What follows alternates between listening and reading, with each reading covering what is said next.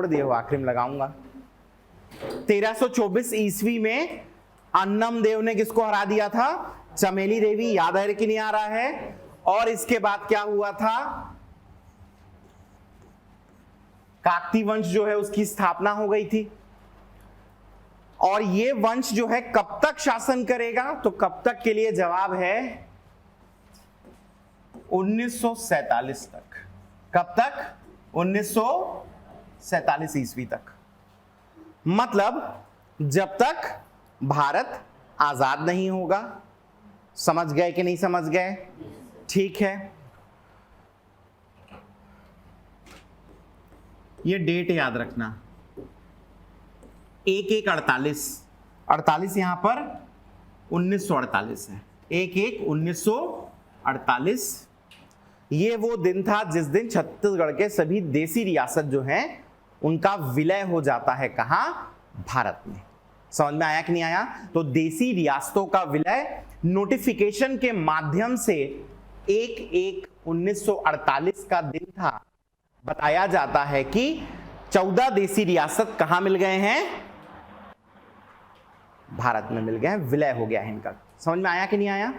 Clear है? तो जब तक विलय नहीं होगा तब तक काकती वंश क्या करते रहेगा? निरंतर शासन करता रहेगा। समझे कि नहीं समझे? ठीक है कि नहीं है? अगला पॉइंट, काल के बाद क्या होता है? ऐतिहासिकता। अब ये ऐतिहासिकता क्या है इनकी? तो आप ध्यान रखेंगे पहला पॉइंट जो ऑलरेडी आप जानते ही हैं, क्या है? तो 1324 में अन्नम देव, याद है कि नहीं है? किसके भाई थे? प्रताप रुद्रदेव द्वितीय के। ध्यान आ रहा है कि नहीं आ रहा है? अन्नम देव हराते किनको हैं? चमेली देवी। ठीक है कि नहीं है? किनकी पुत्री थी? हरिश्चंद्र देव। और इस प्रकार से छिंदक नागवंश जो है उसकी सत्ता खत्म। काकती वंश जो है वो क्या हो गया? चालू। कोई समस्या यहां तक? कोई समस्या नहीं है। अब एक चीज ध्यान रखना ऐतिहासिकता में, दूसरी वास्तविकता में ये जो काकती थे जिन्होंने छत्तीसगढ़ पे शासन किया, कहां पर? छत्तीसगढ़ में, वो क्या थे? चालुक्य। क्या थे वो? चालुक्य थे। अब ये कहानी कैसी है जरा समझते जाना। हम वारंगल की पढ़ाई कर रहे थे। किसकी पढ़ाई कर रहे थे? वारंगल। थोड़ा सा देखा था वारंगल के बारे में। तो वारंगल में कौन सा वंश शासन कर रहा था? काकती वंश। समझ में आया कि नहीं? वारंगल में कौन सा वंश शासन कर रहा था? काकती वंश। क्लियर है यहां तक? अब उस वारंगल के एक राजा थे जिनका नाम था गणपति। क्या नाम था? गणपति। समझ गए? कौन से वंश के हैं ये? काकती। कौन से वंश के हैं? अब राजा गणपति जो है ना, इनको 2 बिटिया हुई या 2 पुत्री हुई। क्या क्या नाम था? तो पहले का नाम रुद्रम्बा। क्या नाम था? रुद्रम्बा। और दूसरे का नाम क्या था? गणपंबा। क्या नाम था? गणपंबा। तो राजा गणपति जो कि काकती वंश के थे, इनकी 2 बेटियां हुई, रुद्रम्बा और गणपंबा। ठीक है कि नहीं है? अब रुद्रम्बा जो है इसका विवाह हुआ। व्यक्ति का नाम था वीर भद्रेश्वर। क्या नाम था? वीरभद्रेश्वर। और ये किस वंश का था? चालुक्य। किस वंश का था ये? तो वास्तविकता में देखोगे तो रुद्रम्बा चालुक्य व्यक्ति से शादी करने के बाद चालुक्य हो जाएगी कि नहीं हो जाएगी? हो जाएगी ना।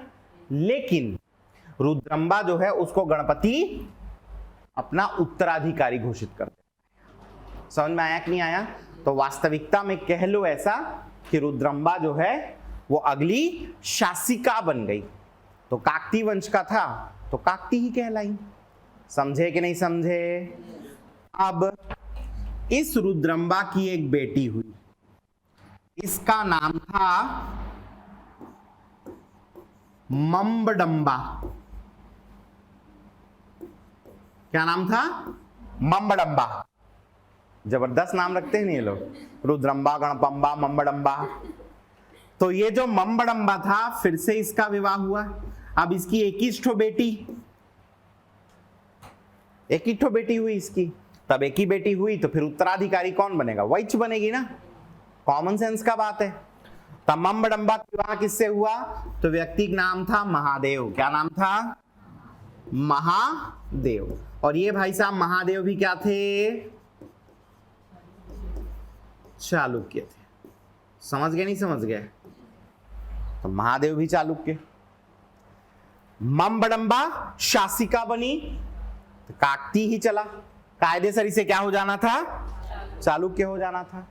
क्लियर है कि नहीं है? अब हुआ क्या? मम्बडम्बा के 3 लड़का। कितने लड़का? 3। क्या क्या? तो पहले का नाम है प्रताप रुद्रदेव द्वितीय। याद आया? जल समाधि लिए थे, कोहिनूर हीरा, वही वाले। दूसरे का नाम अन्नमदेव। क्या नाम? अन्नमदेव। और तीसरे का नाम क्या था? रैला देवी। क्या नाम था? रैला देवी। कोई बस्तर से है? कोई नहीं है, छोड़ दो। तब मम्बडम्बा 3 लड़का, प्रताप रुद्रदेव द्वितीय, अन्नमदेव, और इसमें से शासक कौन बना? प्रताप रुद्रदेव द्वितीय। तो ये क्या कहलाएगा? काकती। काकती नहीं कहलाएगा जी। क्यों? एक तरीके से कह लो तो ऐसा है कि रुद्रम्बा ने, हुआ क्या था समझना, हुआ ये था कि रुद्रम्बा रानी बनी, उसका वीरभद्रेश्वर से शादी हुआ, और रुद्रम्बा जो है वो शासिका कहलाई। किस वंश की? काकती वंश की। अब रुद्रम्बा की बेटी हुई कौन? मम्बडम्बा। तो उत्तराधिकारी कायदेसर कौन थी? मम्बडम्बा। अब मम्बडम्बा का इसने विवाह कर दिया महादेव जो कि चालुक्य था उससे। अब आगे क्या होता है? इसके 3 लड़का हो गए, प्रताप रुद्रदेव द्वितीय, अन्नमदेव और रैला देवी। अब समझते जाना, अगर मम्बडम्बा शासिका बन गई तो क्या है? वो काकती, और जब तक नहीं बनी तब तक शादी के बाद चालुक्य है। हाँ कि ना? अब होता क्या है? रुद्रम्बा ना प्रताप रुद्रदेव द्वितीय को गोद ले लेती है। प्रताप रुद्रदेव को क्या ले ली? गोद। तो काकती वंश में गोद ले लिए, क्या बन गए? ये बन गए कि नहीं बन गए? काकती। लेकिन महादेव चूंकि चालुक्य था तो इसके बाकी दोनों बच्चे चालुक्य कहलाएंगे। वैसे तो तीनों बच्चे चालुक्य कहलाएंगे, तीनों बच्चे क्या कहलाएंगे? चालुक्य। लेकिन एक को काकती गोद ले लिए, बन गया क्या? मान लो 3 जन बेटे हैं, तीनों ठाकुर हैं, एक को पंडित ने गोद ले लिया, तब वो क्या बन गया? पंडित। बाकी 2 ठाकुर रहे। तो महादेव के चलते तीनों क्या थे? चालुक्य। लेकिन एक को काकती ने गोद ले लिया, गोद क्या लेना? उत्तराधिकारी बना दिया, अपना राज्य दे दिया, तो बन गया काकती राजा। अब बाकी 2 चालुक्य। चालुक्य। तो अन्नमदेव वास्तविकता में कुल से कहो तो चालुक्य था, कुल से क्या था? चालुक्य। लेकिन इतिहास का नीचे क्या लिख देते हैं? वो लिख देते हैं कि एक भाई को काकतीय और दूसरे को चालुक्य कहना तर्क संगत नहीं होगा। 2 सगे भाई को, एक को बोलोगे ठाकुर है, दूसरों को बोलोगे पंडित है, तो ये तर्क संगत बात है क्या? नहीं है। इसलिए सबको इन्होंने क्या कह दिया? काकती। सबको क्या कह दिया? समझ में आया कि नहीं आया? ये कहानी है, जानकारी के लिए बहुत अच्छा है, परीक्षा में नहीं पूछेगा। समझ में आया कि नहीं? काकती थे, चालुक्य थे करके, ये सब फालतू बात है, नहीं पूछेगा। स्टोरी के लिए अच्छा है, क्योंकि जब बुक पढ़ोगे तो बोलोगे अरे इसमें तो ऐसा लिखा है, हम लोग को बताया नहीं है यार कर, इसलिए मैं बता दिया। समझे नहीं समझे? तो 2 पॉइंट हो गया कि नहीं हो गया? आगे बताओ। कैसे यार, तुम लोग अपने मुंह में दही जमा ली हो क्या? इतने सारे लोग बैठे हो, 2-4 जनियास बोल रहे हैं, बाकी लोग जाओ बाहर, नहीं पढ़ना है तो। तीसरा पॉइंट है, क्या है तीसरा पॉइंट? साक्ष्य। वास्तविकता बताऊं आप लोग को?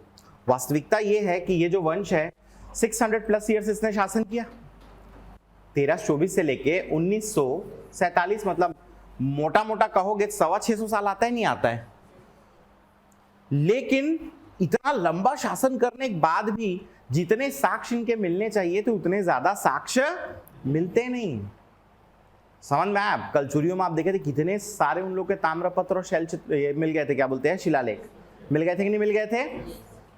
इन लोग का 2-4 ठो बस है, ज्यादा नहीं है। तो जितने हैं उनको इंडिविजुअल राजाओं में देख लेंगे। समझ में आया कि नहीं आया? ऐसा कोई बहुत ज्यादा साक्ष्य वाक्ष इनका है नहीं। तो KIS खत्म। उसके बाद अगला क्या है इनका? क्षेत्र। हाँ कि ना? तो क्षेत्र जो है ध्यान रखना इनका था बस्तर। क्या क्षेत्र था इनका? बस्तर। क्लियर है? और ध्यान रखना क्या इनकी राजधानी। तो इनकी राजधानी जो है यूं तो बहुत सी मिलेगी, लेकिन 3 याद रखना। एक का नाम याद रखना क्या? मंधोता। क्या याद रखोगे? मंधोता। दूसरे का याद रखना क्या? बस्तर। और तीसरे का याद रखना क्या? जगदल। मंधोता, बस्तर, जगदलपुर, 3 राजधानी कम से कम याद रखनी। समझ गए कि नहीं समझ गए? ये तीनों वर्तमान बस्तर जिले में। मंधोता जगदलपुर के पास ही है, और बस्तर तो सेपरेटली एक ठो विकास खंड भी है। पता है कि नहीं आप लोग को? बस्तर जिला में बस्तर एक ठो विकास खंड है, तो जान ही गए होंगे। और मंधोता भी जगदलपुर के पास। समझ गए कि नहीं? ठीक है, तो क्या देख लिया अपन इनका? क्षेत्र। इसके बाद उपाधि। तो ऐसी कोई उपाधि नहीं है जिसको इस वंश के सभी शासक धारण करें। 1-2 राजाओं ने धारण करी, उनको उन राजाओं में क्या करेंगे? देख लेंगे। समझे कि नहीं समझे? तो ये क्या रहा? उपाधि। ठीक है, उसके बाद अगला पॉइंट क्या आ जाता है? शासक। शासक यहां लिखना मुमकिन नहीं है, तो अपन क्या करें? यहां पर लिखें। अब यहां से आपके ज्ञान चक्षु हैं, उनको खोल के रखना। क्यों खोल के रखना? क्योंकि यहां से शासक तो बताऊंगा ही, लेकिन रिलेशनशिप बहुत सारे बनेंगे, किसके समय कौन था, किसके समय कौन सा घटनाक्रम हुआ था। क्लियर है? तो आपको एटलीस्ट जो हमने कलचुरी पढ़े हैं और मराठे पढ़े हैं उनको थोड़ा सा रिकॉल करने की कोशिश करनी है, नहीं फिर नहीं समझ में आएगा। तो एकाग्रचित्त होकर बोर्ड पर ध्यान दीजिए। अगला पॉइंट क्या है? शासक। क्या है? अब शासकों को हम लोग क्या करते हैं? 4-4 के ग्रुप में याद रखते हैं। बहुत सारे हैं 4-4 के ग्रुप में। तो पहला जो ग्रुप है इसमें कौन आएंगे? तो भाई इसके संस्थापक, क्या नाम है संस्थापक का? अन्नमदेव। हाँ कि ना? ठीक है भाई। अब अन्नमदेव के बाद अगले कौन आते हैं? अरे यार, ये सब समस्या जो है ना कुछ चलते रहता है। पूरा मिटा के लिखता हूं तभी ठीक रहेगा। ये देखो, अपने आप ही देखो, मिटा रहा हूं तो लिखा जा रहा है। पहले हैं अन्नमदेव। कौन है पहले? अन्नमदेव। अगले शासक याद रखना हमीरदेव। कौन है? हमीरदेव। हमीरदेव के बाद अगले कौन आते हैं? भैरवदेव। क्या नाम? भैरव मत कर देना, भैरव है। क्या है? भैरवदेव। अन्नमदेव, हमीरदेव, भैरवदेव। ठीक है कि नहीं है? उसके बाद कौन है? पुरुषोत्तम देव। चौथे कौन? पुरुषोत्तम देव। तो ये 4 का एक ग्रुप हो गया। अन्नमदेव, हमीरदेव, भैरवदेव, पुरुषोत्तम। ठीक है कि नहीं है? अब अगले देखना,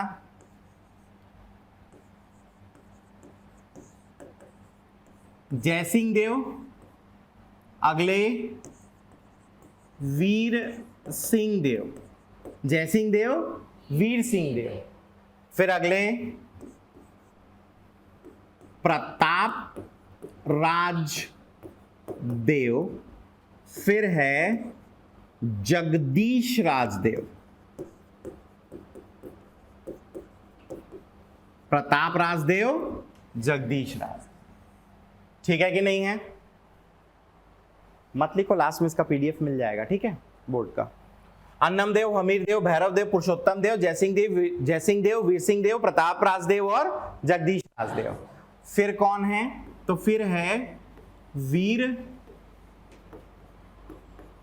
नारायण देव। कौन है?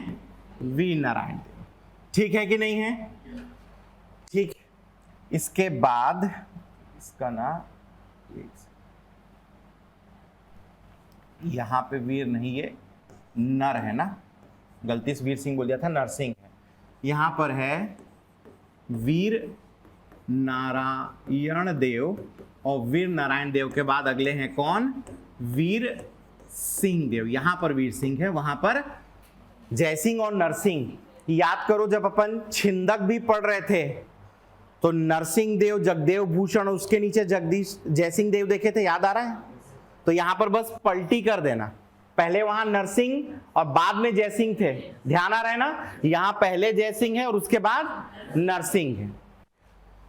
उसके बाद यहां पर हम क्या देख रहे थे? वीर नारायण देव। फिर क्या देख रहे हैं? वीर सिंह देव। ठीक है। उसके बाद दिक्पाल देव। कौन से देव? और उसके बाद है राजपाल देव। दिक्पाल और राजपाल। कितने हो गए? 12 हो गए ना? ठीक है कि नहीं है? हो गए 12। अब यहां लिखता हूं, ठीक है। अगले ध्यान रखना, राजपाल देव के बाद अगले मिलेंगे आपको चंदेल मामा। कौन मिलेंगे? चंदेल मामा। थोड़ा सा बताऊंगा इनके बारे में, लेकिन अभी समझ लो, ये जो राजपाल देव थे ना, इनकी 2 रानियां थी। एक रानी जो थी वो चंदेलिन और दूसरा बघेलिन। समझ में आया कि नहीं आया? तो जो चंदेलिन रानी थी ना, उसी का भाई था ये चंदेल। समझ में आया? और वो क्या करता है? अपने ही दामाद राजपाल देव की मृत्यु बाद गद्दी पर कब्जा कर लेता है। क्लियर है कि नहीं है? ठीक, वही है आपका चंदेल मामा। फिर चंदेल मामा हत्या करते, उसी का भांजा मतलब राजपाल देव का बेटा राजा बनता है, जिसका नाम क्या था? दलपत देव। क्या नाम था? दलपत देव। ठीक है, वही दलपत सागर झील वाले, याद आया? दलपत देव के बाद फिर अजमेर सिंह। कौन? अजमेर सिंह। अजमेर सिंह के बाद दरिया देव। अजमेर सिंह के बाद दरिया देव। ठीक है। अब अगले 4। दरिया देव के बाद अगला रहता है कौन? महीपाल देव। कौन रहते हैं? महीपाल।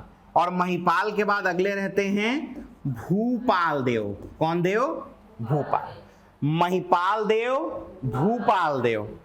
उसके बाद इसके पुत्र भैरम देव। कौन से देव? भैरम देव। ठीक है कि नहीं है? और भैरम देव के बाद भैरम देव का बेटा रहता है, जिसका नाम क्या रहता है? रुद्र प्रताप देव। कौन से देव? रुद्र प्रताप देव। और रुद्र प्रताप देव के बाद इनका बेटा या इनकी बेटी कह लो, बेटा क्या नाम था? प्रफुल्ल कुमारी देवी। रुद्र प्रताप देव की बेटी प्रफुल्ल कुमारी देवी, जो कालांतर में शादी हो जाती है, भंजवंश में चली जाती है, लेकिन शासिका रहती है कहाँ की? बस्तर की। बस्तर की पहली महिला शासिका कहते हैं इनको। ठीक है कि नहीं है? और पूरे छत्तीसगढ़ में भी कोई महिला शासिका नहीं रही, यही रही बस। ठीक है। तो प्रफुल्ल कुमारी देवी और बाद में इनके पुत्र, जिनका नाम क्या था? प्रवीर चंद भंसदेव। समझ में आया कि नहीं आया? प्रवीर चंद। हो गए 22 ठो? हो गए नहीं 22 ठो? तो ये 22 राजा हैं। तो 4-4 के ग्रुप में कैसे याद रखें? सबसे पहले क्या था? अन्नम देव, हमीर देव, भैरव देव, पुरुषोत्तम देव। हो गए कि नहीं हो गए? उसके बाद बगल में आए तो क्या है? जयसिंह, नरसिंह, उसके बाद प्रतापराज, जगदीश राज। ठीक है कि नहीं है? ये प्रताप है ना, प्रपाप हो गया है, प्रताप तलवार वाला था, प्रतापराज, जगदीश राज। फिर वीर नारायण देव, वीर सिंह देव, उसके बाद नीचे कौन है, दिक्पाल राज, और उसके बाद राजपाल। फिर राजपाल का चंदेल मामा, और ममक मार के उसका भांजा जिसका नाम क्या था, दलपत देव। दलपत देव के बाद अजमेर सिंह, अजमेर सिंह के बाद उसका भाई नाम क्या था, दरिया देव। फिर 4, अब ये दरिया देव फैमिली चालू यहां से, ठीक है। क्या क्या, महिपाल, भूपाल, भैरम, फिर रुद्र प्रताप, और रुद्र प्रताप देव की बेटी प्रफुल्ल कुमारी देवी, जिसका बेटा प्रवीरचंद हंसदेव। ठीक है कि नहीं है। अब इसमें से कालक्रम किनका किनका याद रखना है, तो अन्नम देव का याद रखना है 1324 से लेके 69 ईस्वी, समझ गए। अन्नम देव का याद रखना है 1324 से लेके 1369 ईस्वी, ठीक है। उसके बाद सीधा राजपाल 1709 से लेके 21, समझ गए, 1709 से लेके 21। उसके बाद 1721 से लेके 31, 10 साल के लिए, समझ गए कि नहीं समझ गए। उसके बाद 1731 से लेके 74, 74, ठीक है। उसके बाद 1774 से लेके 1777, खाली 77 लिख देता हूं, जगह नहीं बचेगा नहीं तो। किसका था ये, अजमेर सिंह। फिर 1777 से लेके 1800, कौन है, दरिया देव। फिर महिपाल देव 1800 से 1842, 42, ठीक है कि नहीं है। उसके बाद 1842 से लेके 53, 53, कौन, भूपाल। फिर भैरम देव 1853 से लेके 91, 91, ठीक है। उसके बाद 1891 से लेके 1921 रुद्र प्रताप देव, ठीक है कि नहीं है। फिर 1921 से लेके 36, क्या नाम, प्रफुल्ल कुमारी देवी। और उसके बाद 1936 से लेके 47 तक किनका शासनकाल रहेगा, प्रवीरचंद हंसदेव। समझ गए कि नहीं समझ गए। किसका याद रखना, सबसे पहले अन्नम देव 1324 से लेके 69, ठीक है कि नहीं है। उसके बाद क्या करना, सीधा राजपाल देव 1709 से 21, चंदेल मामा 21, 31, 31 से 74 दलपत देव। उसके बाद क्या है, 74 से 77, 3 अजमेर सिंह। उसके बाद फिर क्या है, 77 से 1800 दरिया देव। फिर 1800 से 1842 महिपाल। फिर भूपाल 42 से 53, 53 से 91 भैरम देव, रुद्र प्रताप देव 91 से लेके 1921, प्रफुल्ल कुमारी देवी 21 से 36, प्रवीरचंद हंसदेव 36 से लेके 47। समझ गए कि नहीं समझ गए। इतने सारे शासक और उनका क्रम आपको ध्यान में रखना है, ठीक है कि नहीं है। हम पढ़ाई किनकी करेंगे भाई, तो हम पढ़ाई के दृष्टिकोण से अन्नम देव को देखेंगे, ठीक है कि नहीं है। फिर भैरव देव को देखेंगे, पुरुषोत्तम देव को देखेंगे, समझ गए, हाँ कि ना। इसके बाद प्रताप राज को देखेंगे। फिर राजपाल में खाली देखेंगे क्या, किस प्रकार से दो रानी, उनके बच्चे, कब्जा, और उसके बाद से फिर सारे को डिटेल में देखेंगे। समझ गए कि नहीं समझ गए। बीच बीच के लोग सिर्फ नाम के हैं, उन लोग को विशेष रूप से हम लोग को जानने की जरूरत नहीं है। क्लियर है, यहां तक हुआ, ठीक है। तो ये तो अभी सिर्फ राजा देखे हैं। अब जब ये लोग शासन कर रहे हैं तब उत्तर की क्या कहानी है, बस्तर के उत्तर की। तो 1324 में वहां पर कौन बैठे हैं, कौन बैठे हैं वहां पर, छत्तीसगढ़ में कौन बैठे हैं 1324 में,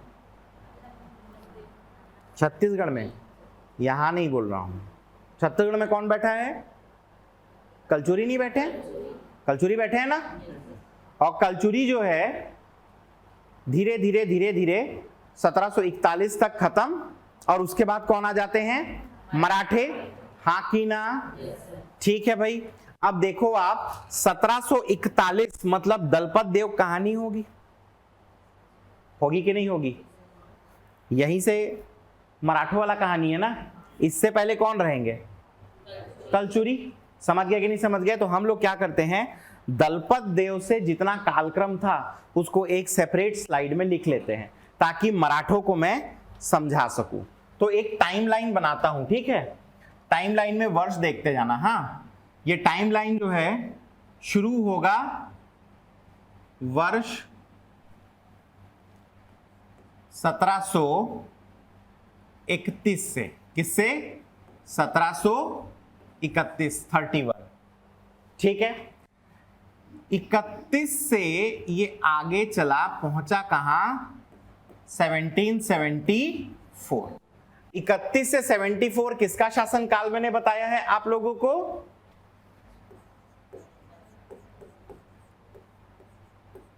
इन्हीं का बताया है, हाँ कि ना?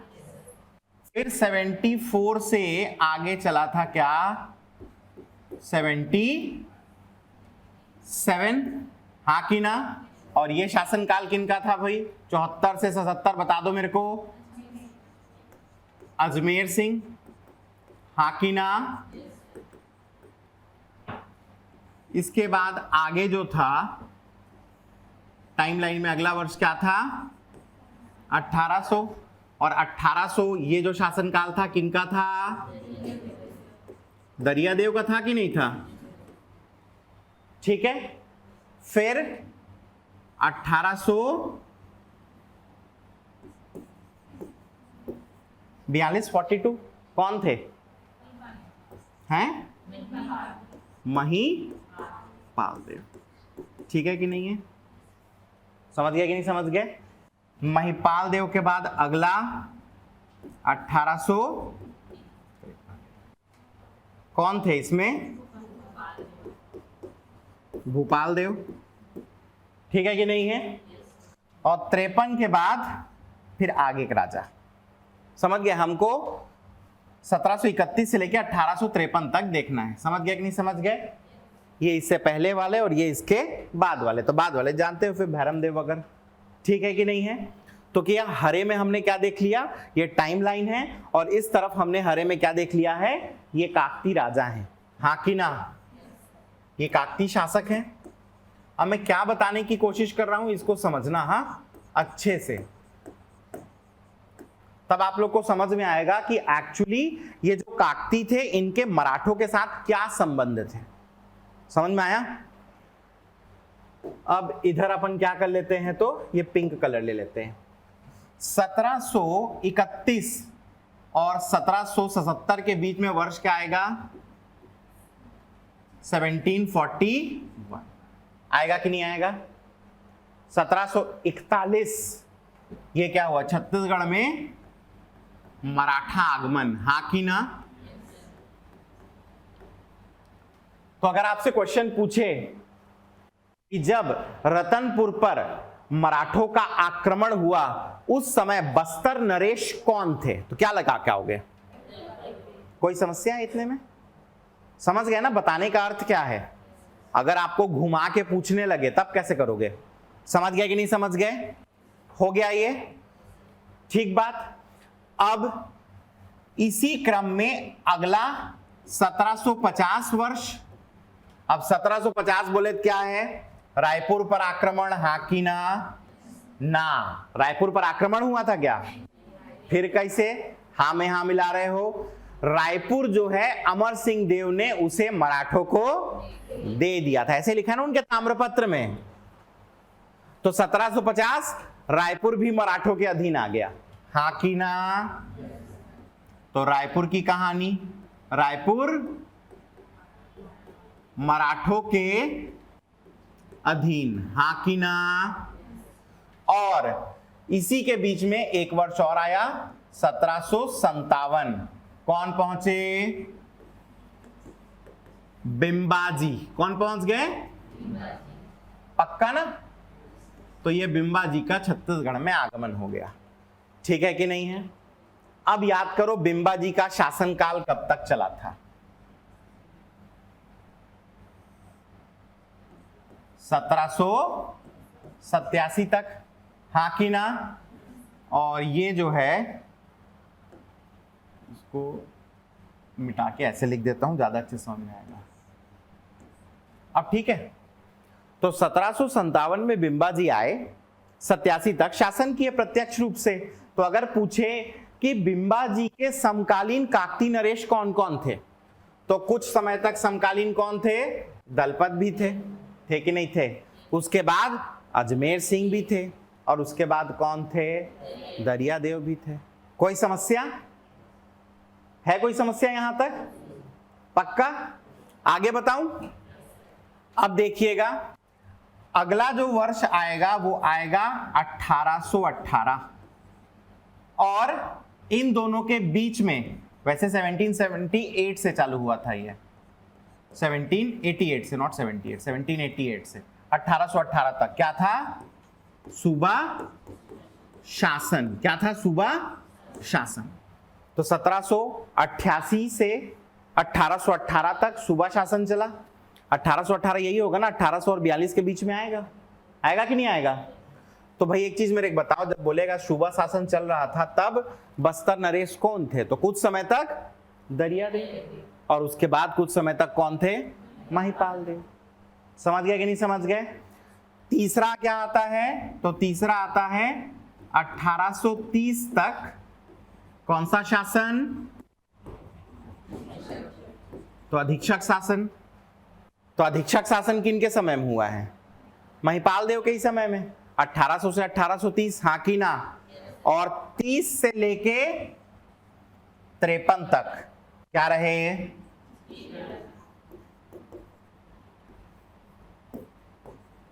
जिलेदारी।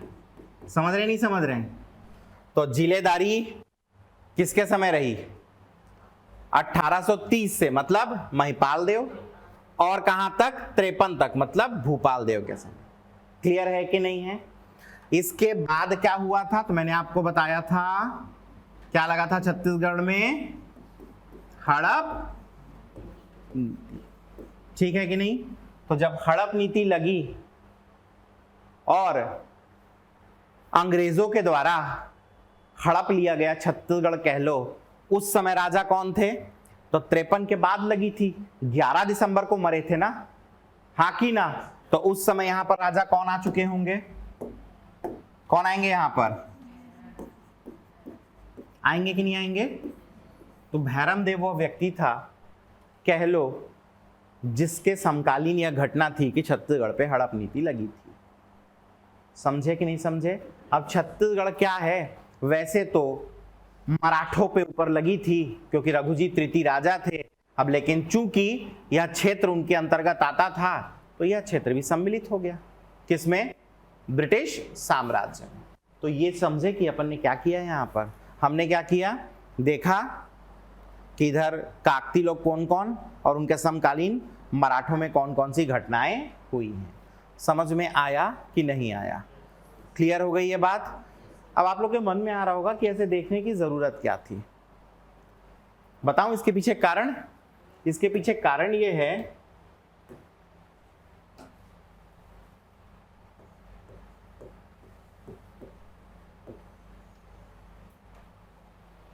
सेवनटीन 78 की घटना जिसे कहते हैं क्या?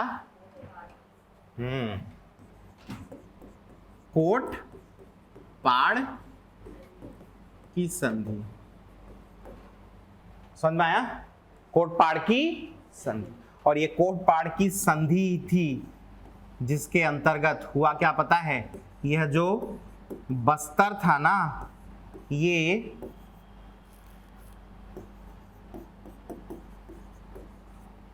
भोसलों का क्या बन गया? करद राज्य। करद बोले तो कर अदा करने वाला। तो भोसलों का क्या बन गया था? बस्तर करद राज्य। तो जब मैं आपको बिंबाजी पढ़ा रहा था तो बिंबाजी में मैंने एक पॉइंट पढ़ाया था। बिंबाजी क्या किया करते थे? समझौतों पर स्वयं हस्ताक्षर किया करते थे। याद आया? तब आपने मुझसे प्रश्न पूछा था, सर कौन सा समझौता? याद आया? तो उनके शासनकाल की जो बड़ी संधि थी वो कौन सी थी? कोटपाड़। 1778 मतलब किसका? बिंबाजी शासनकाल। तो ये कोटपाड़ की संधि, समझ में आया? और ये इतिहास की बहुत बड़ी घटना है। देखो एक चीज समझना, ये छत्तीसगढ़ जो है इसका स्वरूप बना कैसे? छत्तीसगढ़ जो हमें अभी किस रूप में दिखता है? तो छत्तीसगढ़ अभी हमें कुछ इस रूप में दिखता है, हाँ कि ना? ये काट दो, क्या है अपना? बस्तर है। और ये जो हिस्सा है अपना क्या है? तो बिलासपुर, दुर्ग और रायपुर वाला एरिया है। समझ गए कि नहीं समझ गए? तो ये एरिया तो रतनपुर और रायपुर शाखा बोले तो कलचुरी लोग कंप्लीट कर दिए थे एकीकरण करके। दो शाखाएं थी, एक रतनपुर थी और दूसरी रायपुर। तो दोनों कलचुरी हाथ में था। फिर किसके पास आया? मराठों के पास। और मराठों में बिंबाजी। तो बिंबाजी करे थे कि नहीं प्रशासनिक एकीकरण? कर दिए थे ना। तो बिंबाजी क्या कर दिए? प्रशासनिक एकीकरण। तो कह लो कि बिंबाजी के काल में रतनपुर रायपुर वाला एरिया कंप्लीट हो गया। ठीक है। फिर बिंबाजी के ही काल में क्या हुआ? बस्तर भी आ जाता है करद राज के रूप में। तो छत्तीसगढ़ के नक्शे में क्या जुड़ गया? समझ गए? तो ये कलचुरी के बाद मराठों से आ गया, ये बिंबाजी जोड़ दिए। ये हिस्सा हमको कब मिलता है? बंगाल विभाजन 1905। समझ गया कि नहीं समझ गए? बन गया हमारा छत्तीसगढ़ कंप्लीट। तो रतनपुर और रायपुर दो शाखा कलचुरी लोग दिए, उसको जोड़ दिए कौन? बिंबाजी। बिंबाजी क्या लेके आ गए? बस्तर जुड़ गया। बाद में अंग्रेज लोग हम लोग को क्या दे दिए? सरगुजा। पहले छत्तीसगढ़ के पास ना ये हिस्सा नहीं था, इसके बदले में ये वाला हिस्सा था, संबलपुर वाला। समझ गए? हमारे पास कौन सा हिस्सा था? संबलपुर वाला, इधर का, ये नहीं था। तो बंगाल प्रांत में हमने संबलपुर दिया, बदले में हमको सरगुजा वाला हिस्सा मिला। ठीक है, उसका डिटेल देखेंगे जब आपको रियासतों का विलयीकरण पढ़ाऊंगा तब। समझ गए कि नहीं समझ गए? ठीक है। तो ये कालक्रम समझ में आया? अब और है आगे, कहाँ इतना जल्दी कर रहे हो तुम लोग? अब आप याद करो, पहली क्लास जब मैं पढ़ा रहा था ना, तब मैंने आपको बताया था कि जनजाति विद्रोह होंगे काकतीय समय में, होंगे कि नहीं? बताया था आपको, बताया था। तो जनजाति विद्रोहों के भी नाम लिख लेते हैं, किस किस राजा के समय कौन कौन से हुआ है, फिर पढ़ेंगे सब एक साथ। तो जितना फैक्चुअल चीज है सबको एक जगह लिख लेते हैं कि इतना इतना शुरू में याद कर लेना करके। उतना याद कर लोगे तो आगे चीजें इजी हो जाएंगी। ठीक है। तो क्या क्या फैक्ट है? तो सबसे पहले ध्यान रखना, जनजाति विद्रोह चालू ही होता है किसके समय? तो राजा अजमेर सिंह। अब अजमेर सिंह के बाद क्या करना? रुद्र प्रताप देव तक जितने राजा थे सबको क्रम अनुसार लिख दो। तो अजमेर सिंह के बाद अगले राजा कौन थे? दरियादेव थे कि नहीं थे? दरियादेव के बाद अगले राजा कौन थे भाई? महिपाल। महिपाल के बाद अगले राजा कौन थे? भूपाल देव। ठीक है कि नहीं है? भूपाल देव के बाद अगले राजा कौन थे? भैरम देव। और उसके बाद रुद्र प्रताप। ठीक है। शासनकाल 1774 से, और ये 1770 से 1800 से 1842 से 53, ठीक लिख देता हूं। फिर 1853 से 91 और 1891 से 1921। ठीक है कि नहीं है? अब किसके किसके काल में क्या हुआ है? ग्रे कलर से लिखूं कि लाल से लिखूं? बताओ। लाल से लिख देते हैं। इनके समय कौन सा विद्रोह हुआ? हलबा। कौन सा विद्रोह हुआ? हलबा विद्रोह। ठीक है कि नहीं है? हलबा विद्रोह 1774 से चालू हुआ, प्रैक्टिकली 79 तक चलता है। प्रैक्टिकली कब तक चलता है? 79 तक चलता है। ठीक है। अगले दरियादेव, इनके शासनकाल में कौन सा विद्रोह हुआ है? बताओ। नहीं जानते? अभी तो सब राजा लोग के नाम को बता रहे थे आप लोग, देख देख के बता रहे थे क्या? भोपालपट्टनम 1795 का, ठीक है कि नहीं है?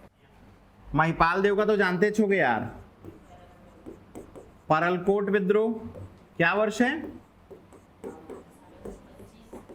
1825। फिर भूपाल देव, भूपाल देव क्या क्या हुआ? एक तारापुर विद्रोह,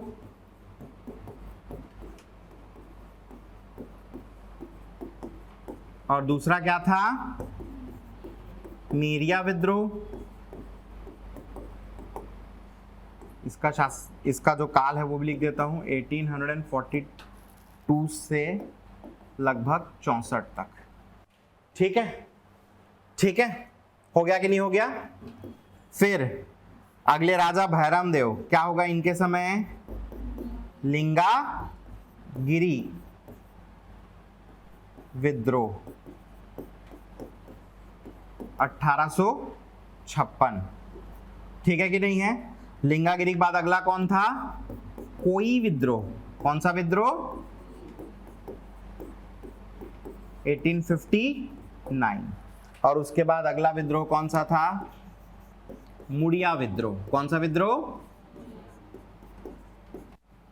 1876।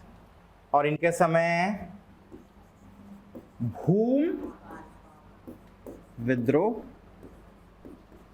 कौन सा वर्ष? कितने हो गए? 1 2 3 4 5 6 7 8 और, तो ये 9 विद्रोह हमको देखने हैं। कितने विद्रोह देखने हैं? 9। क्लियर है? तो एक बार फैक्ट्स को देख लें कि आज क्या क्या समझे हैं अभी तक। सबसे पहले हम लोग क्या किए, तो हम लोग इनका शासनकाल देखे। बहुत सारा फैक्ट हो गया इसलिए एक बार रिवाइज करा दे रहा हूँ। तो 1324 से 1947 तक था। ऐतिहासिकता हमने क्या देखा? अन्नम देव हराए थे चमली देवी को, काकतीय शासन चालू हो गया। फिर हम लोग देखे कि वास्तविकता में लोग कौन थे? चालुक्य थे, लेकिन काकती क्यों कहलाए ये भी हम देख लिए। ठीक है कि नहीं है? फिर साक्ष्य कुछ विशेष मिला नहीं। क्षेत्र इनका बस्तर, 3 राजधानी बंधोता है, उसके बाद बस्तर है और जगदलपुर है। शासक हमने 22 देखे, अन्नम देव, हमीर देव, भैरव देव, पुरुषोत्तम देव, जयसिंह, नरसिंह, प्रताप राज, जगदीश राज, वीर नारायण, वीर सिंह, दिक्पाल, राजपाल, चंदेल मामा, दलपत देव, अजमेर सिंह, दरिया देव, महिपाल देव, भूपाल देव, भैरम देव और रुद्र प्रताप देव। उसके बाद प्रफुल्ल कुमारी देवी, प्रवीर चंद, भंसदेव। ठीक है कि नहीं? शासनकाल किसका याद रखने कहा? अन्नम देव 1324 से लेके 69 तक। फिर मैंने कहा राजपाल देव 1709 से 1721, चंदेल मामा 21 से 31, दलपत 31 से 74, अजमेर सिंह 74 से 77, दरिया देव 77 से 1800, फिर महिपाल देव 1800 से 42, भूपाल देव 42 से 53, भैरम देव 53 से 91, रुद्र प्रताप देव 91 से 21, 1921। ठीक है ना? और उसके बाद प्रफुल्ल कुमारी देवी 1921 से 36 और प्रवीर चंद भंसदेव 36 से 47। क्लियर है कि नहीं है? इसके बाद हम लोगों ने क्या देखा कि किसके किसके शासनकाल में कौन था। तो रतनपुर पर आक्रमण कह दो या रायपुर के अधीन आने की घटना कह दो, दोनों किसके समय हुआ है? दलपत देव। हाँ कि ना? फिर बिंबा जी के समकालीन कौन थे? तो दलपत देव भी थे, फिर अजमेर सिंह भी थे और दरिया देव। सूबा शासन के समय दरिया देव थे और कौन थे? महिपाल देव। अधीक्षक शासन महिपाल देव, जिलेदारी व्यवस्था महिपाल और भूपाल। और जब हड़प नीति लागू हुई और छत्तीसगढ़ का यह क्षेत्र अंग्रेजों के अधीन आ गया, उस समय शासक कौन था? भैरम देव। ठीक है कि नहीं है? समझे यहां तक? अब डेप्थ में कॉन्सेप्ट को और समझना। कोटपाड़ की संधि जो 1778 में हुई, उसके अंतर्गत बस्तर जो क्षेत्र है भोसलों का करत राज्य बना। हाँ कि ना? पक्की बात है। मतलब ये मराठे और मराठों के अधीन आ गया बस्तर। ठीक है कि नहीं है? पक्का ना? समझ गए? अब बेसिक स्टोरी क्या थी? चूंकि यहां पर तो वंशज थे, एक के नीचे एक के नीचे एक, तो हड़प नीति यहां लागू नहीं हुई, यहां का राजा चल रहा था। समझ गए? लेकिन कंट्रोल किनका आ गया? ब्रिटिशर्स का। तो जैसे ही कोटपाड़ की संधि साइन होती है, मराठों के साथ जो ब्रिटिशर्स का दबाव था, वह दबाव कहां आने लगता है? बस्तर में भी। मान लो आपके पिता उधारी ले ले 1 लाख, किसी पड़ोसी से। आपके पिता के ऊपर उधारी जो दबाव है, उनके बाद किसके ऊपर आएगा? आपके ऊपर नहीं आएगा। देना पड़ेगा, नहीं देना पड़ेगा पैसा? कि खा दोगे जी? मैं खा देती हूँ सर, पैसा वैसा देती नहीं हूँ करके। तो बस वही बात थी। तो बस्तर मराठों के अधीन आ गया था, तो ब्रिटिशर्स का जो दबाव मराठों के ऊपर था, अब कौन झेलेगा उसे? बस्तर। तो जैसे मराठों का क्षेत्र हड़प नीति में गया, यहां हड़प नीति लागू नहीं है। क्यों? क्योंकि यहां तो शासक के उत्तराधिकारी हैं, लेकिन इनडायरेक्टली पूरा पावर किसके हाथ में है? ब्रिटिश। समझ में आया कि नहीं आया? तो भैरम देव के शासनकाल के बाद देखोगे तो ब्रिटिशर्स का इंटरफेरेंस इस बस्तर क्षेत्र में अति बढ़ जाता है। समझ में आया? और इसीलिए आप देखो भैरम देव शासनकाल में 3 विद्रोह। समझ रहे हैं? क्लियर है कि नहीं है? होता क्या है, जब तक इस बात को हम समझे नहीं, हम लोग सीधा पढ़ना चालू करते हैं, फिर हम लोग देखते हैं कि यार ये लोग तो स्वतंत्र शासन कर रहे थे, जबरदस्ती काहे ब्रिटिश लोग यहाँ पर उंगली कर रहे हैं करके। तो उंगली इसलिए कर रहे थे क्योंकि कोटपाड़ की संधि जो थी, उस संधि के अंतर्गत भोसलों के क्षेत्र या मराठों क्षेत्र में आ गया था बस्तर। तो जो मराठों के ऊपर नियम कायदा लागू हो रहा था, वो कायदे से कहाँ लागू हो रहा था? बस्तर में भी लागू हो रहा था। बस अंतर इतना था कि बस्तर में राजा था और उसका उत्तराधिकारी था, इसलिए हड़प नीति नहीं लगी, राजे लोग चलते रहे, लेकिन नियमों का जो दबाव था वो बस्तर पर भी बराबर बना रहा। और इसीलिए बस्तर पे अनेक प्रकार के बदलाव और उनके चलते अनेक प्रकार के विद्रोह हम लोग निरंतर देखेंगे। ठीक है कि नहीं है? अब इसके बाद नेक्स्ट हमने क्या देखा? जनजाति विद्रोह। अजमेर सिंह के समय हलबा, दरियादेव के समय भोपालपट्टनम विद्रोह, महिपाल देव के समय परलकोट विद्रोह। ठीक है कि नहीं है? भूपाल देव के समय तारापुर मेरिया, भैरम देव के समय लिंगागिरी कोई और मुड़िया, और रुद्र प्रताप देव के समय क्या हुआ है? भूमकाल विद्रोह। समझ गए कि नहीं समझ गए? हुआ यहां तक? अब हम लोग क्या करते हैं, शासकों को एक एक करके पढ़ना शुरू करते हैं। ठीक है?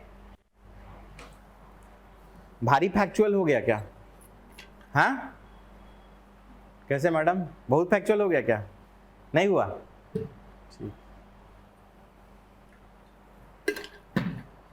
मेरा ऐसा मानना है कि पूरी कहानी में जितने सारे फैक्ट है ना, उसको एक बार में निकाल के अलग से याद कर लो। थोड़ा मेहनत करोगे याद हो जाएगा। उसके बाद कहानी एकदम इजी हो जाती है।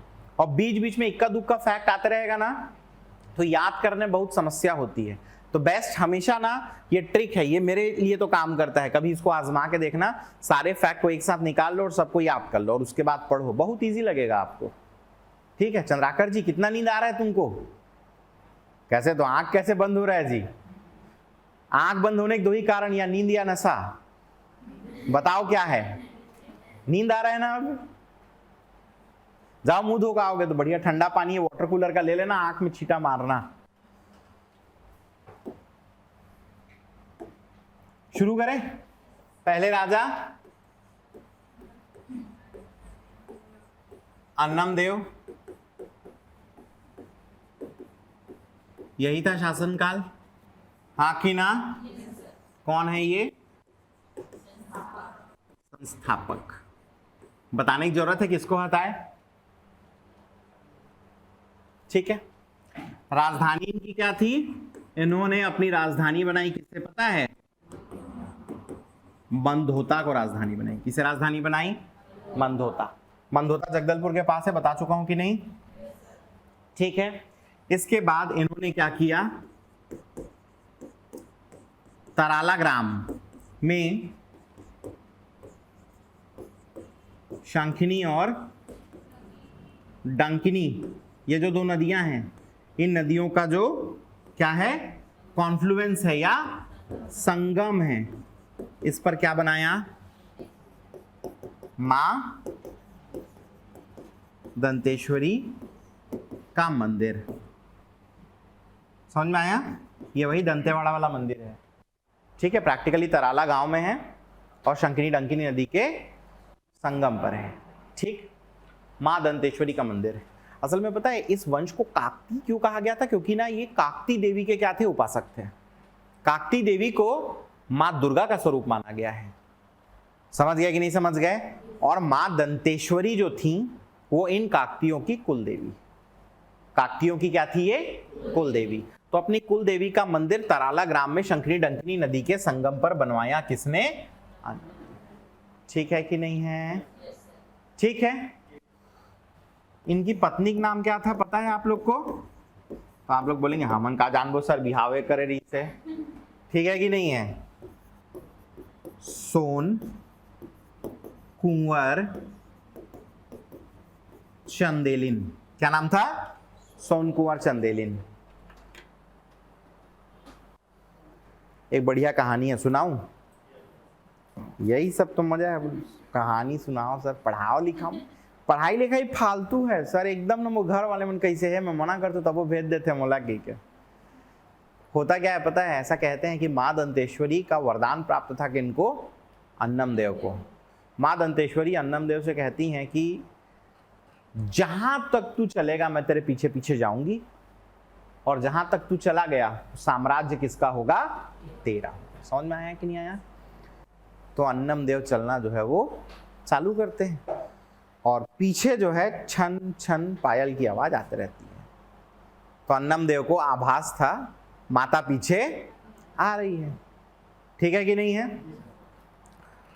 अब ऐसा कहते हैं कि ये दोनों चलते चलते नदी के पास पहुंच गए। अब अन्नम देव नदी पार किए।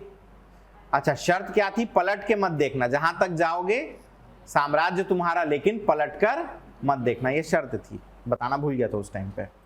तो अन्नम देव मस्त पानी में चलते हैं और नदी पार कर देते हैं, और माता फिर चलती हैं पानी में। अब पानी में चलती हैं तो घुंघरू का ना आवाज क्या हो जाता है? बंद हो जाता है। तो उसके बाद माता पीछे नहीं आ रही है करके ये जो भाई साहब थे अन्नम देव पलट के देख देते हैं। समझ में आया कि नहीं आया? तो माता वहीं पर से अपना आंचल ऐसे फैलाती है, जितना क्षेत्र आता है वो किसका बन जाता है? अन्नम देव। तो ऐसा जो क्षेत्र फैलाया अपने वस्त्र से, तो नाम पड़ा बस्तर। समझ में आया? वस्त्र फैलाया, नाम क्या पड़ गया? ये सब कहानी है जो मैंने बिल्कुल नहीं बनाई है। समझ में आया कि नहीं है? तो ये सब कहानियां मेरे सब्जेक्ट को इंटरेस्टिंग बनाती है, बट किसी भी प्रकार की कहानी बनाने में मेरा कोई योगदान नहीं है। समझ गए कि नहीं समझ गए? तो पहले राजा कौन? अन्नम देव। ध्यान रखना 1324 से लेके 69 संस्थापक थे। राजधानी क्या थी इनकी? मंदोता। तराला ग्राम में शंकिनी डंकिनी नदी के संगम पर मां दंतेश्वरी का मंदिर बनवाया। पत्नी का नाम क्या था? सोन कुंवर चंदेली। ठीक है कि नहीं है? अब इसके बाद हमें सीधा तीसरे राजा देखने हैं। तो तीसरे कौन थे भाई? भैरव देव। भैरव ही थे ना? कैसे करते हो यार आप लोग?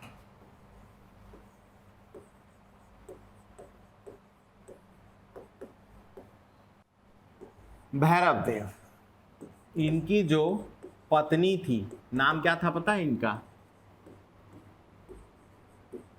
मेघई अरिच केलिन। क्या नाम था?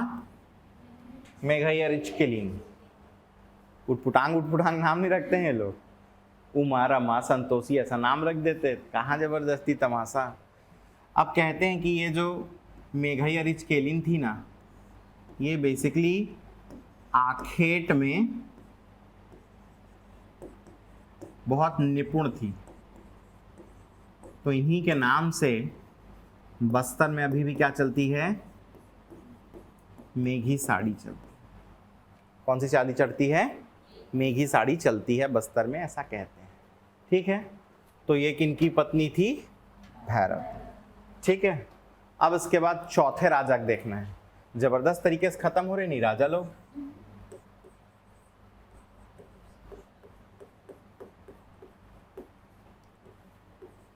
पुरुषोत्तम देव। कौन से देव? पुरुषोत्तम। सबसे पहली बात, पुरुषोत्तम देव ने राजधानी जो है उसे परिवर्तित किया। कहां से कहां? मंदोता से बस्तर परिवर्तित कर दिया राजधानी। किसने कर दिया? पुरुषोत्तम देव। ठीक है कि नहीं है? अगला, इनको एक उपाधि प्राप्त थी। उपाधि क्या थी? लहुरी रथपति। कौन सी उपाधि?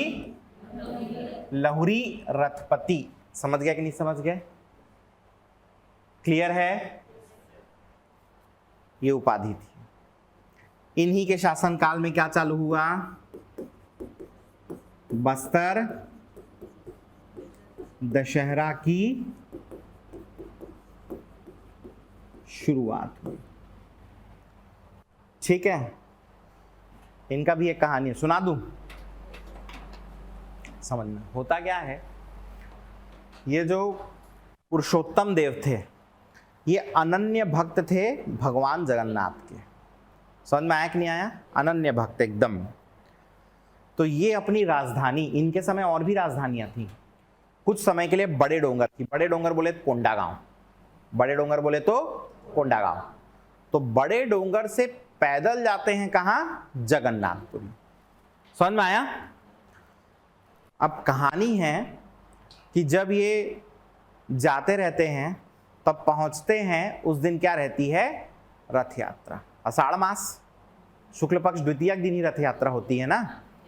तो रथ यात्रा जो है वो रहती है, भगवान जगन्नाथ का रथ खड़ा रहता है और सब लोग खींचते रहते हैं और रथ खिंचाता नहीं रहता है। समझ गए? सब लोग एकदम हैरान परेशान, रथ खिंचा नहीं रहा है करके। फिर जैसे ही पुरुषोत्तम देव जो हैं वो पहुंचे, उनका कदम पड़ा, अचानक से रथ चलने लग जाता है। समझ में आया? सब लोग क्या कहते हैं? देव स्वरूप पुरुषोत्तम आया, मतलब कदम पड़ा रथ चलने लग गया। तब इनका नाम हुआ पुरुषोत्तम देव। देव कहाँ से आया? वहीं से आया, ऐसा कहते हैं। ठीक है कि नहीं है? फिर वहाँ रहते हैं, भगवान में खूब चढ़ावा चढ़ाते हैं, रहते हैं, बहुत पूजा अर्चना करते हैं, प्रसन्न हो जाते हैं भगवान बहुत। और प्रसन्न हो जाते हैं ना, तो मंदिर का जो पंडा था, पंडा समझे ना, पुजारी, भगवान उसके सपने में आते हैं, उसको कहते हैं बस्तर का जो राजा आया है ना, उसको उपाधि देना। कौन सी? लहुरी रथपति की। कौन सी उपाधि देना? लहुरी रथपति की। और क्या करना? तो उसे 16 चक्कों का एक रथ देना और बोलना कि रथ यात्रा चालू करेगा कहां जाके?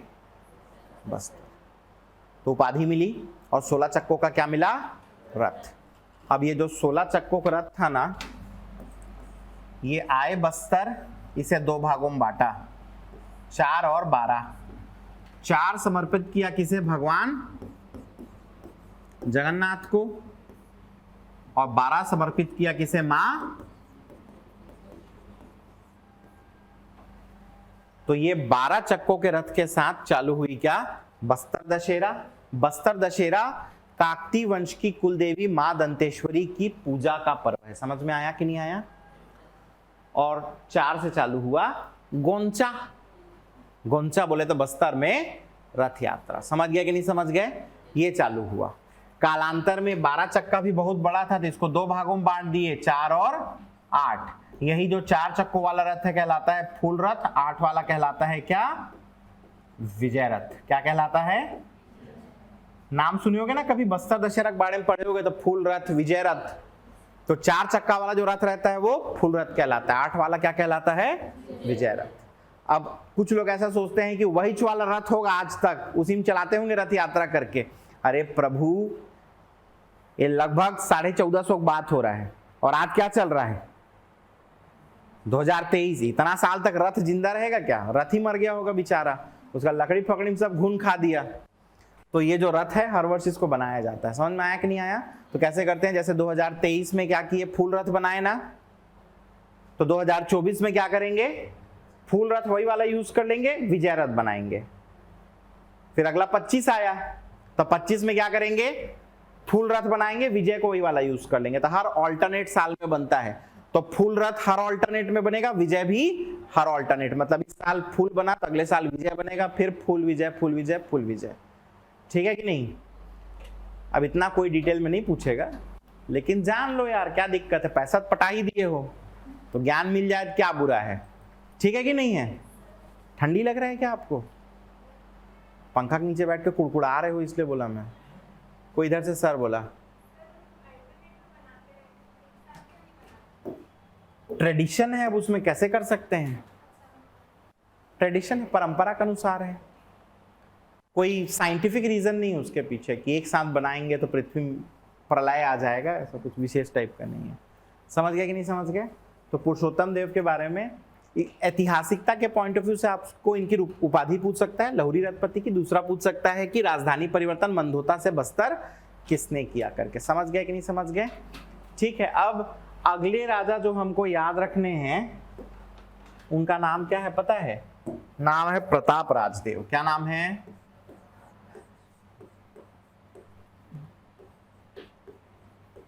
प्रताप राजदेव के बारे में ध्यान रखना। इनके शासनकाल में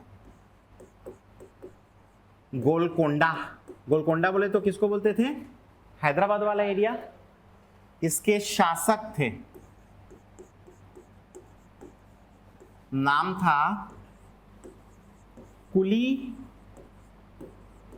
कुतुब शाह। क्या नाम था? इसका आक्रमण हुआ। तो प्रताप राजदेव के समय गोलकोंडा शासक कुली कुतुब शाह का क्या हुआ? आक्रमण हुआ। ठीक है कि नहीं है? फिर ध्यान रखना, बहमनी साम्राज्य में एक जगह थी जिसका नाम क्या था? अहमदनगर। क्या नाम था? अहमदनगर। ठीक है, इसके जो शासक थे क्या नाम था? मलिक अहमद। क्या नाम था? मलिक अहमद। इसने क्या किया? जयपुर राजा, जयपुर बोले तो कहां पर? तो देखना,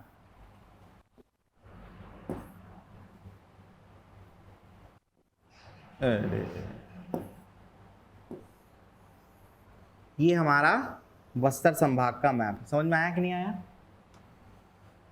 इससे अगर ईस्ट की तरफ जाओगे ना, ये हिस्सा है जयपुर।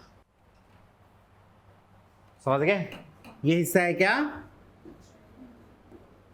ये है जयपुर।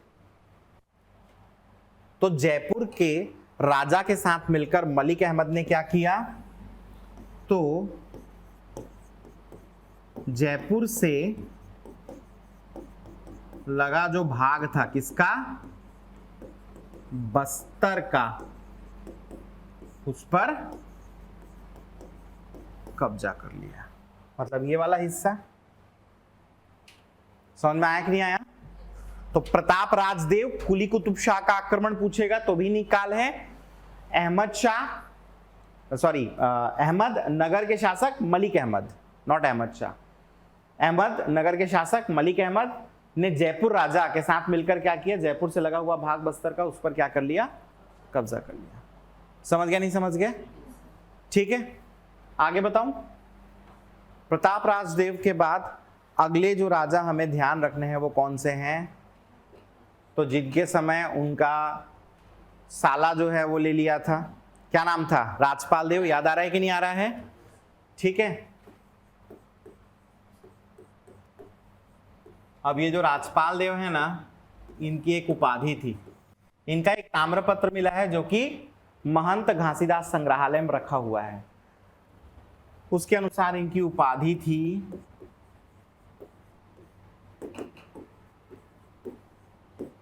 रक्षपाल देव।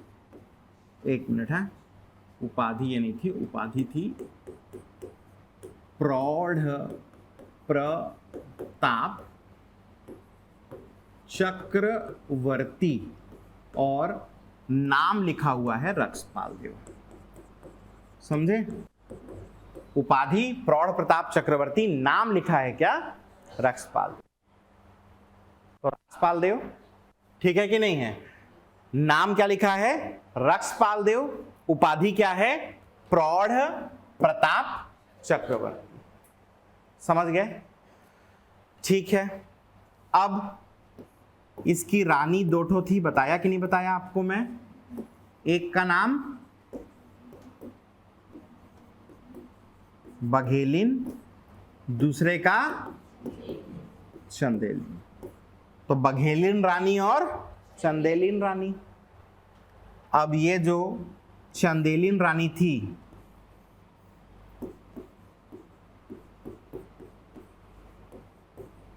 इससे एक बेटा था प्रताप सिंह और दूसरा बेटा कौन था? दलपत। समझ में आया कि नहीं आया? फिर दलपत देव के दो बेटा, एक का नाम अजमेर सिंह और दूसरे का नाम। तो मैंने आपको क्या बताया? राजपाल देव की दो रानी चंदेलिन बघेलिन, चंदेलिन रानी जो थी उसके दो बेटे प्रताप सिंह दलपत देव, और दलपत देव के दो बेटे थे अजमेर सिंह और दरिया देव। तो होना क्या था? कुल मिला के राजपाल देव के बाद इन दोनों में से कोई एक राजा बनता और उसके बाद उसका पुत्र राजा बनता। ठीक बात है कि नहीं है? लेकिन होता क्या है, राजपाल देव का शासनकाल आपको याद है, मैंने आपको बताया था 1709 से लेके 21 तक, बताया हूं कि नहीं? तो 1721 में जैसे ही राजपाल देव की मृत्यु होती है तो ये जो चंदेलिन रानी था ना, इसका एक भाई था। अब लइका लोग का ये, इन दोनों लइका लोग का मामा होगा कि नहीं होगा? दलपत देव और प्रताप सिंह का क्या होगा? मामा, इसलिए नाम चंदेल मामा। ये थोड़ा कंस मामा टाइप था। तो चंदेल मामा क्या किया? कब्जा कर लिया। चंदेल मामा क्या कर लिया? कब्जा कर लिया। अब चंदेल मामा जब कब्जा किया तो रहा कब तक? 1721 से लेके 31, 10 साल तक। समझ गए?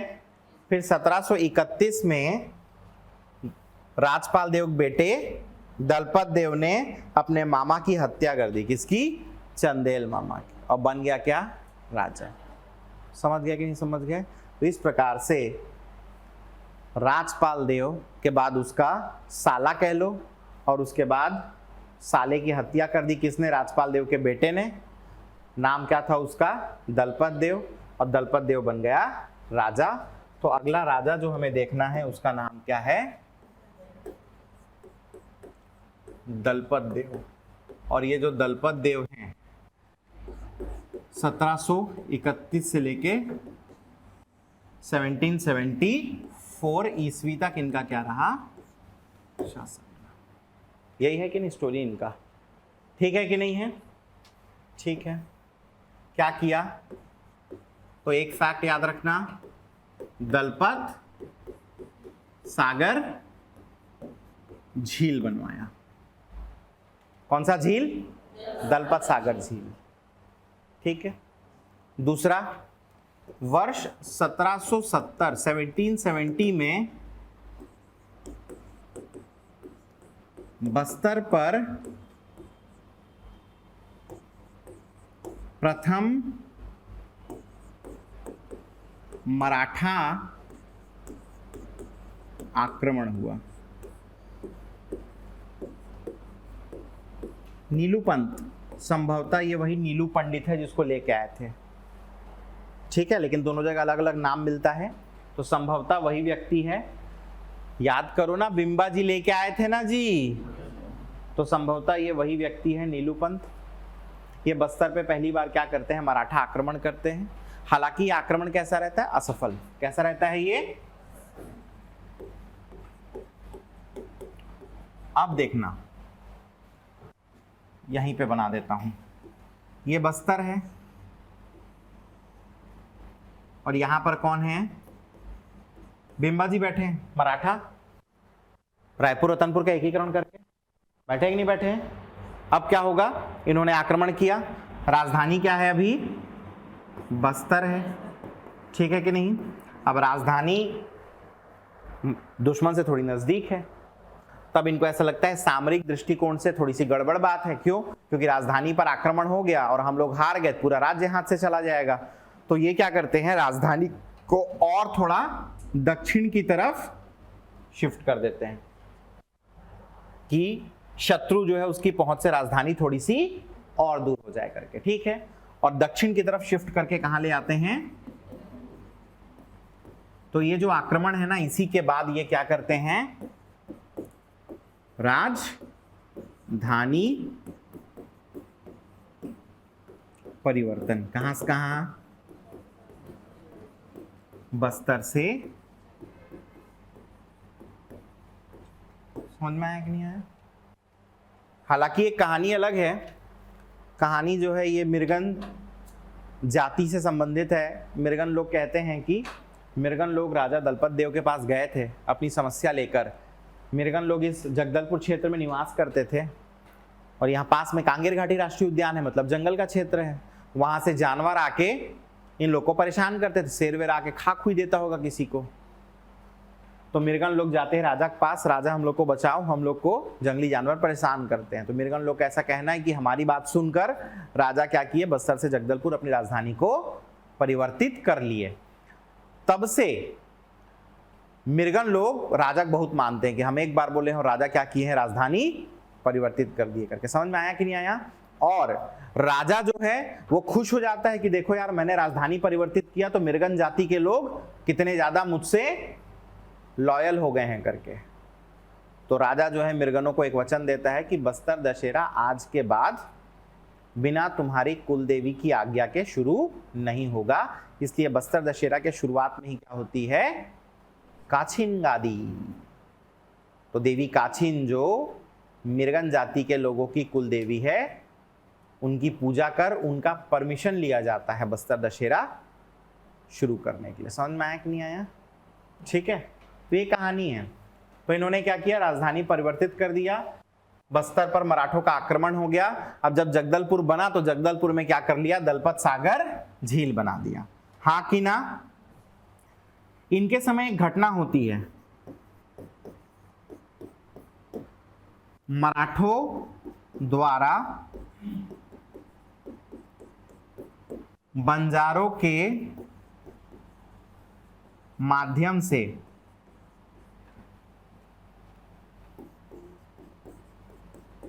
व्यापार चालू होता है, विनिमय के रूप में, बार्टर के रूप में।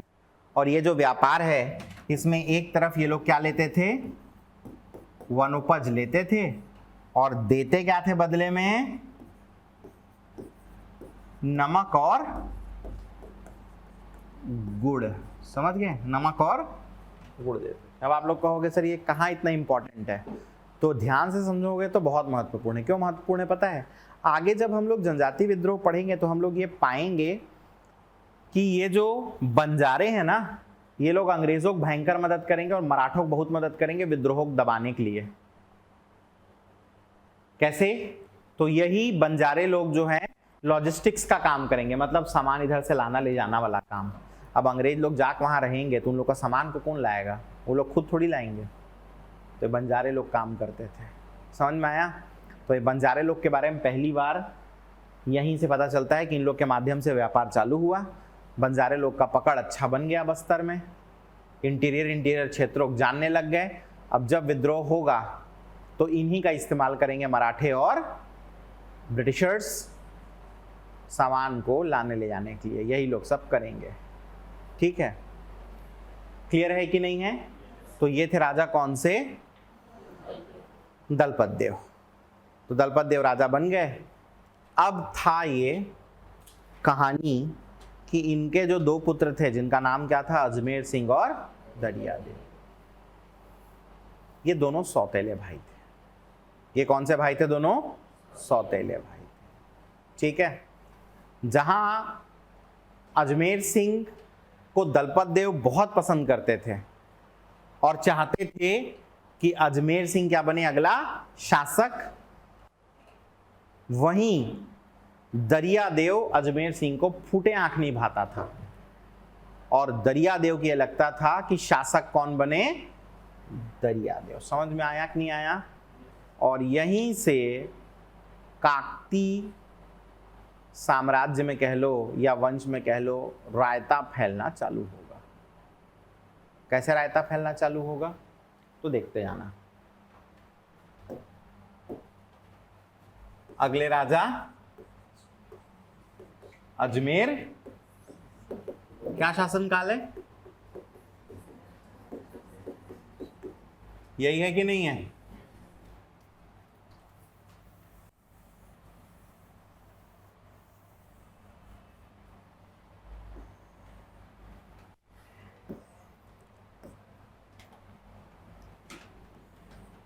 बस्तर का मैप बना रहा हूं, ठीक है।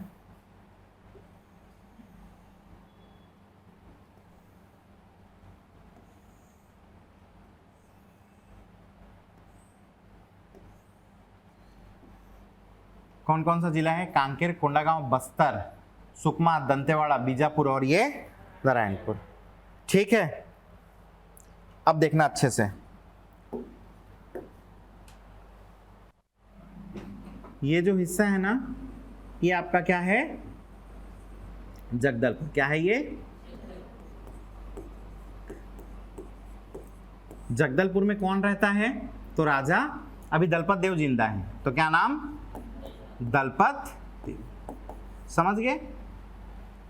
ये क्या है? दलपत देव। कोई समस्या इतने में? अब आगे बताऊं? ठीक है।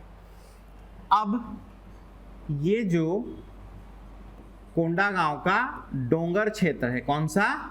डोंगर। डोंगर बोले तो बड़े डोंगर।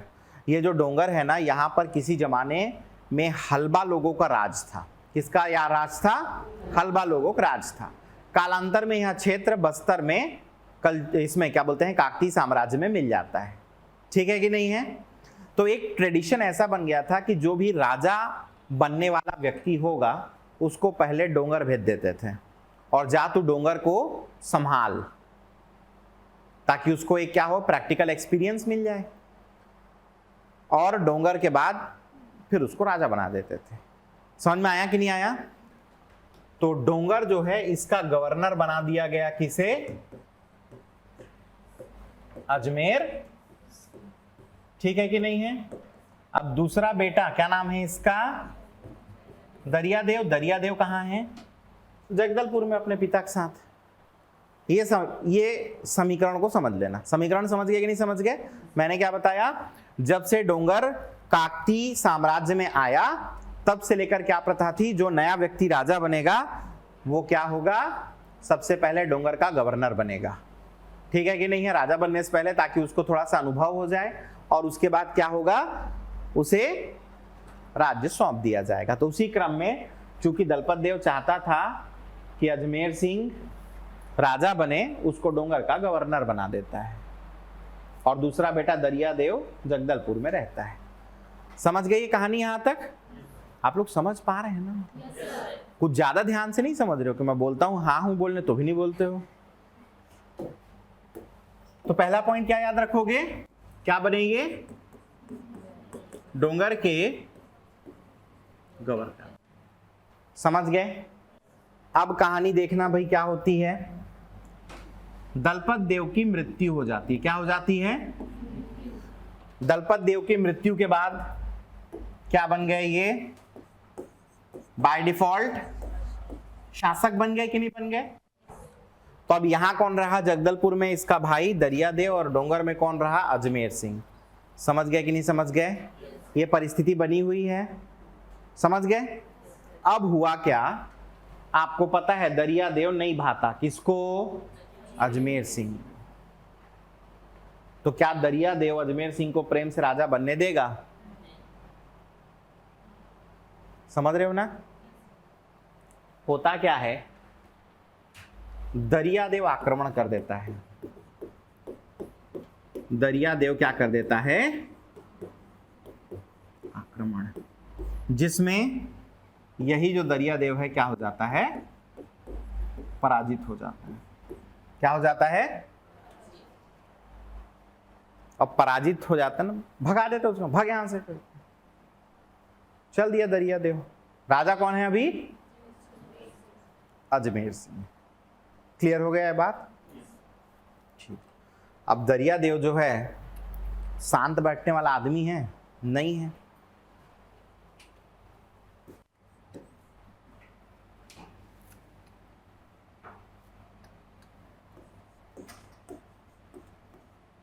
अब ये दरियादेव जो है ये चला जाता है किसके पास? विक्रमदेव पास। किसके? विक्रमदेव कौन था?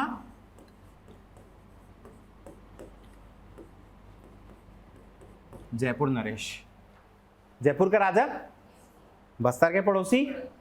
और ये दोनों मिलके जाग बोलता है विक्रमदेव को, देख भैया मोला राजा बनना रही, इसका अपन बन गए, जबरदस्ती, बदमाश आदमी है बहुत, चल नहीं हराबो। विक्रमदेव चला जाता है उसके साथ। विक्रमदेव थोड़ा लालची आदमी रहता है, वो अपना साथ देखते रहता है कि मैं इसको हराऊंगा, बाद में जब राजा बनेगा तो इससे कुछ मांगूंगा, चल दे भैया मेरे करके। इसका ये चक्कर रहता है। तो ये भाई साहब क्या करता है, चल देता है और दोनों मिलकर किसके ऊपर आक्रमण कर देते हैं?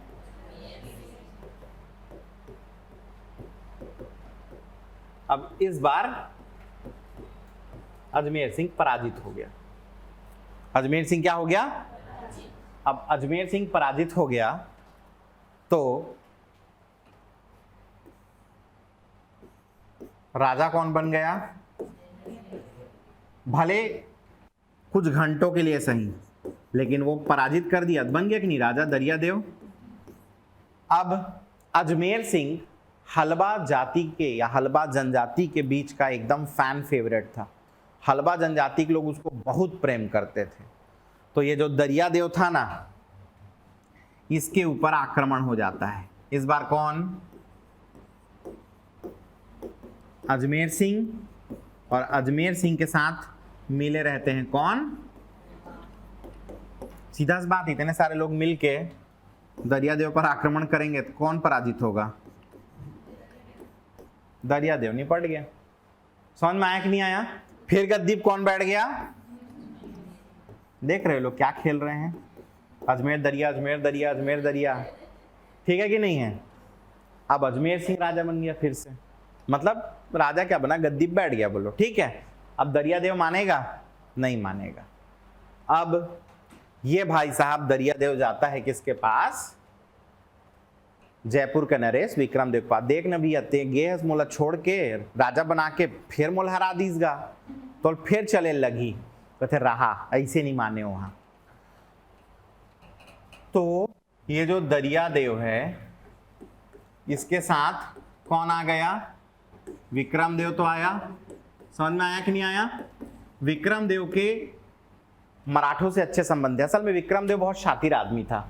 वो समझ जाता है कि दो ही लोग हैं अभी जो कि क्या कर सकते हैं, इसकी मदद कर सकते हैं। किसके? अजमेर सिंह की।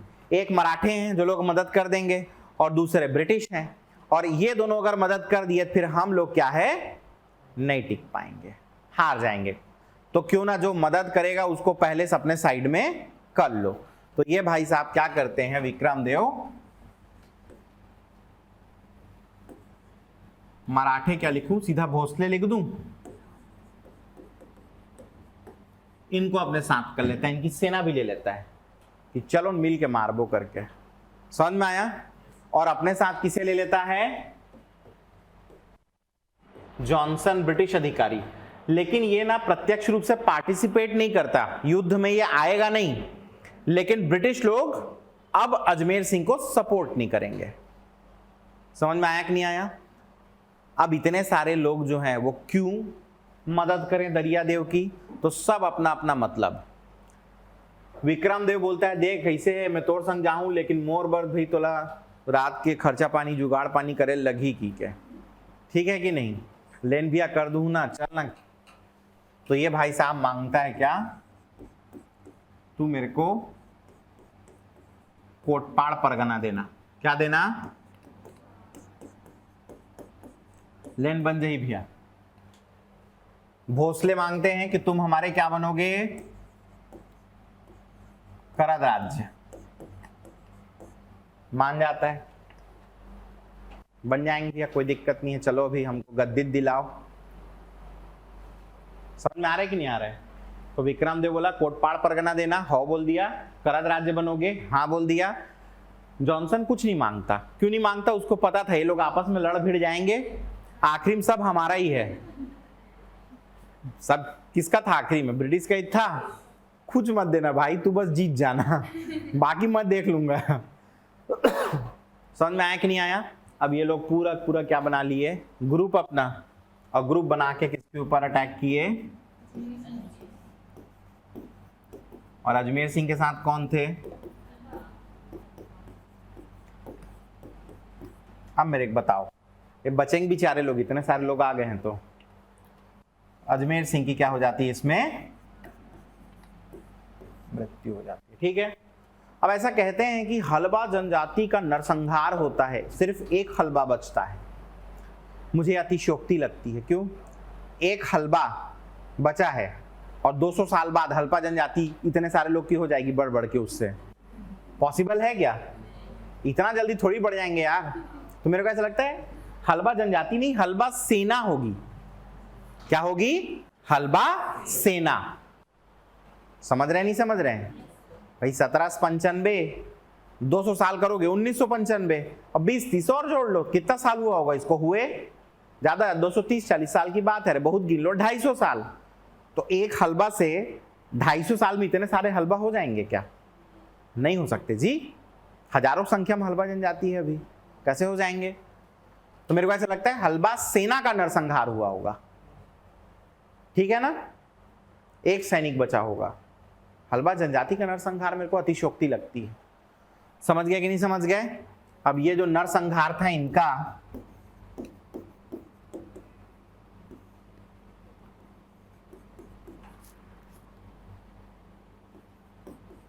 चलता रहा कब तक? 1779 तक। समझ गए कि नहीं समझ गए? इस प्रकार फाइनली राजा बन गया कौन? समझ गए? अब चूंकि ये बस्तर की प्रथम क्रांति थी और इसके मसीहा कौन थे? अजमेर सिंह, इसलिए इनको क्या कहा जाता है? बस्तर में क्रांति का क्या कहा जाता है? क्रांति का मसीहा। क्रांति का मसीहा कहलाते हैं कौन? ठीक है कि नहीं है? समझ गए? और ये जो पूरा मैंने आपको बताया है कार्यक्रम, ये क्या है असल में? आपका हलबा विद्रोह। क्या है ये? हलबा विद्रोह। तो हलबा विद्रोह के 1-2 पॉइंट्स को मैं यहां पर अलग से लिख देता हूं, आप लोग इसको ध्यान रखना। इन्हीं के शासनकाल में क्या हुआ था? हलबा विद्रोह हुआ। और ये जो हलबा विद्रोह था कब से कब तक चला है? 1774 से लेके 79। ठीक है? इस समय शासक कौन था? तो स्वयं अजमेर सिंह। नेतृत्व किसने किया?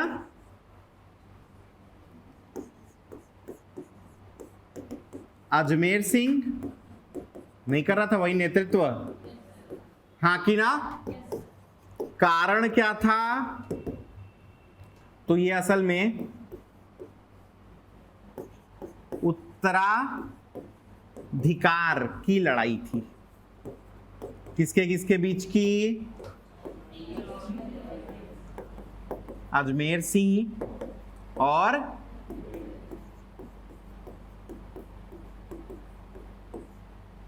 समझ गया कि नहीं समझ गए? क्लियर है? और इसका अंत क्या हुआ या इसका परिणाम? अजमेर सिंह की मृत्यु। हाँ कि ना? अजमेर सिंह की मृत्यु। और कौन राजा बना? दरियादेव राजा बना। समझ गए? क्लियर है? अब कैसा व्यक्ति राजा बना है? जिसको जनता नहीं चाहती। जनता तो अजमेर सिंह को चाहती थी ना? हाँ कि ना? तो अब जनता में क्या होगा? गुस्सा, जो फूटेगा थोड़ी देर बाद विद्रोह के रूप में। समझ में आया कि नहीं आया? और भी अनेक कारण रहेंगे, उसको समझेंगे अपन। क्लियर है? तो ये हलबा विद्रोह ध्यान रखना, आपसे पूछ सकता है इसके नेतृत्वकर्ता कौन थे, किसके शासन काल में हुआ, कारण क्या था? तो उत्तराधिकार की लड़ाई थी। परिणाम क्या हुआ? अजमेर सिंह की मृत्यु हुई, दरियादेव राजा बना। लेकिन साथ ही दरियादेव ने बस्तर की स्वतंत्रता को, इंडिपेंडेंस ऑफ बस्तर को बेच दिया था। कैसे बेच दिया था? भोसले और विक्रमदेव के हाथ में। समझ में आया? तेरे को ये दे दूंगा, तेरे को वो दे दूंगा, तेरा करद राज्य बन जाऊंगा। तो बस्तर स्वतंत्र रहेगा क्या? फिर करद राज्य बन जाएगा। तो भोसलों के हाथ में क्या किया? बस्तर की स्वतंत्रता को बेच दी। किसने बेच दी? दरियादेव। समझ गए कि नहीं समझ गए? तो यहाँ पर आज की कहानी को खत्म करते हैं। 10:15 के ऊपर, लगभग 10-20 के आसपास समय हो रहा है। कल इस कहानी को आगे लेकर चलेंगे। ठीक है कि नहीं है? फिर बस्तर का इतिहास हमारा क्या हो जाएगा? खत्म। काकतियों के साथ सारे जनजाति विद्रोह भी अपन निपटाते चलेंगे। ठीक है कि नहीं है?